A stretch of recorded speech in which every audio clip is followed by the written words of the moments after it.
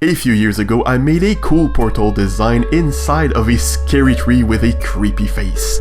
Since then, we got some cool new wood blocks, so I thought it could be a great opportunity to revisit this design with pale oak instead of mangrove.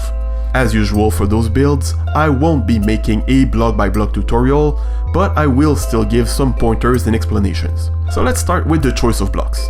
As previously mentioned, we have pale oak as the main bark block since, well, it's kind of the whole point of this exercise. But using pale oak really guided where this whole build would go because of the creaking hard blocks.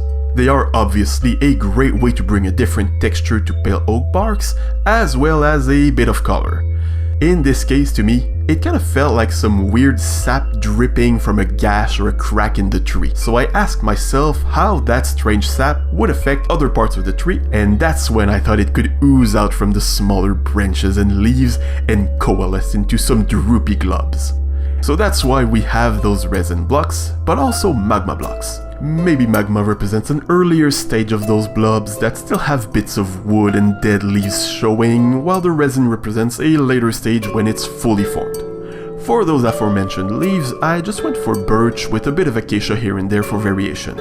I did not use root blocks this time as I didn't want the tree to look dead, just very sick. For the inside part of the tree, I tried a bunch of options before landing on stripped crimson. It works very well to connect with the purple of the Nether portal, and it sets a clear color pattern with purple inside the tree and orange outside. Now, for the shape.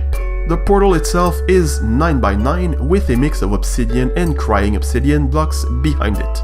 The mouth fits inside of a 7x4 and each eye a 3x3. Make the mouth as irregular as possible with teeth of various length a bit everywhere, and the eyes need to be asymmetrical. That's gonna help make it extra spooky.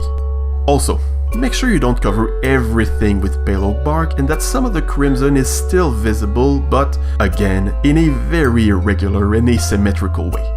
Finally, when placing branches, you should avoid putting them close to the face area, except of course for one right in the middle to make a big crooked nose. And that's it, that's the scary looking tree. I hope you like it and see you next week for another cool Nether portal.